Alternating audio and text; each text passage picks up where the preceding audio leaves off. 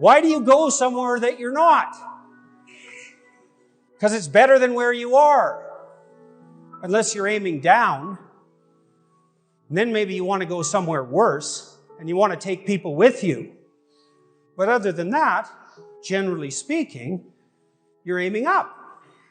Well, it might be a micro up, but it's not usually. That's the thing. So here's a way of understanding the narrative schema that we lay on the world. So the first is, there's a point A and a point B, and the narrative is a description of the starting point and the end point and the process to get there. And then a better narrative is, meta-narrative is a description of the process that occurs when that structure decomposes because it's no longer valid, a failure, a descent into something like chaos as a consequence, and then the reconstitution of a new narrative. And that's paradise, the fall, paradise. That's a very basic narrative. And that's the thing to imitate. Not just the narrative, the process by which narratives are generated and repaired. Okay, so now let's see if we can make that concrete, a little more concrete. Imagine you're writing a paper. Well, let's take that apart. Let's be precise about this as much as we can. Let's say you're typing first. Okay, so what does it mean that you're typing? Well, you're thinking, hypothetically, although I've read essays that would indicate otherwise, but hypothetically. So what are you doing? Well, you're moving your fingers, right? So this writing is dependent on embodiment. And it was really hard to generate these fingers, right? So there's that whole evolutionary process we were talking about lurking at the bottom of this. And you've practiced typing. We'll say you're an expert typist. And that means you've built little automated machines in the back, generally of your left hemisphere, that took a lot of massed practice so that you could create these automatized motor output structures that you could disinhibit while you're thinking, because that's what you're doing. You're not exactly activating these motor movements. You're preparing them for release and then disinhibiting it, and then they run ballistically, which means they run deterministically at that level. And so at the micro level, what you're doing isn't thinking. At the micro level, what you're doing are disinhibiting motor output systems.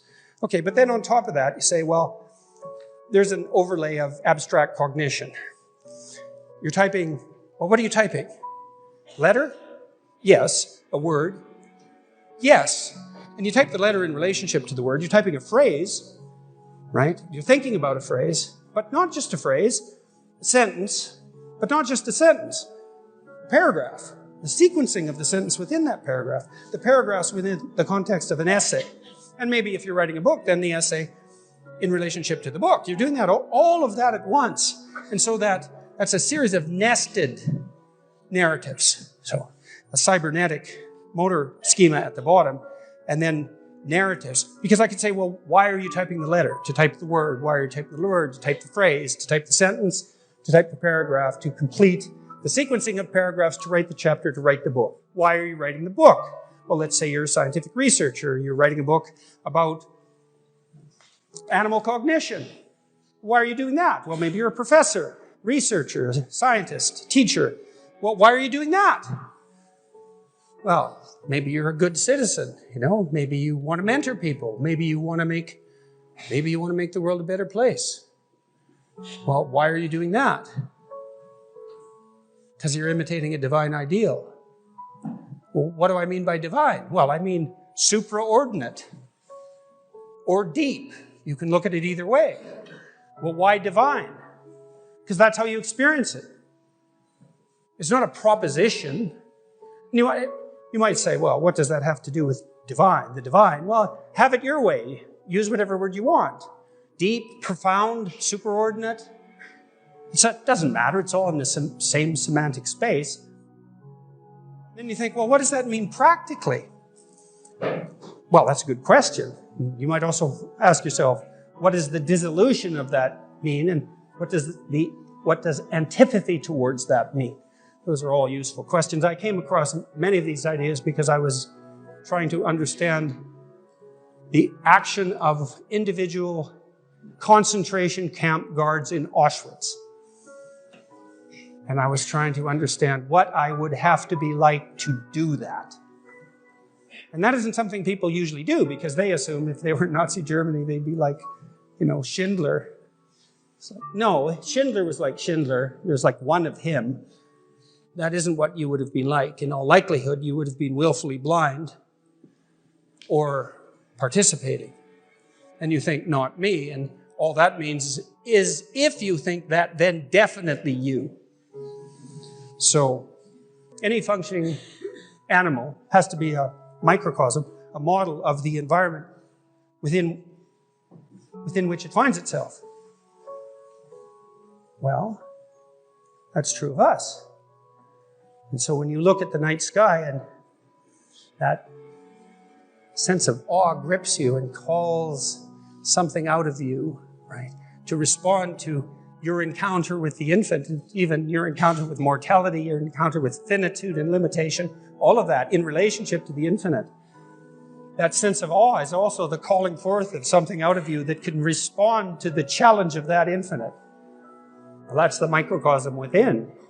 It's a reflection of the structure of the cosmos itself. That's the divine ideal. And we either imitate that, or we fail to imitate that, or we pursue the opposite path.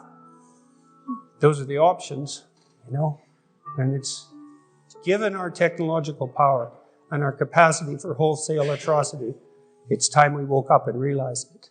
I've always thought that the hard people to explain are the people who are hyperachievers. The ones who are way out on the Pareto distribution. And there aren't very many of them, and they're usually men. So if you look at the median number of publications, for example, that a female academic makes and a male academic, they're pretty much the same. But the mean for men is higher, and that's all driven by a small subset of men who are way the hell out in the Pareto distribution. Now you might ask, well, why is that? Well, it's simple. If you want to be way out on the Pareto distribution, so you're in the top, say, 1% of performers, or even 1/10 of 1% of performers, what do you have to do? Well, first, having an IQ of like 145 or above, that's really helpful. Then you should be insanely industrious. So maybe you'll work 90 hours a week, or 100 hours a week, at nothing but your stupid occupation. And maybe you'll do that for like 50 years. And so if you do that, well, you're going to be in that top 1 in 1,000 category. Well, the issue isn't why there are so few women in that category. The issue is, why are there any men at all in that category? Right? Because it's an insane lifestyle in many ways. It means that there isn't much left there for the rest of your life. You're hyper-concentrating on a single thing. Now, why would men do that? Well, here's a hypothesis. One of the things that drives the probability that a woman will find a man attractive enough to sleep with is his status. So then you can think, well, that's an extra motivational boost for men. Now, whether that's conscious motivational boost or not is not the point.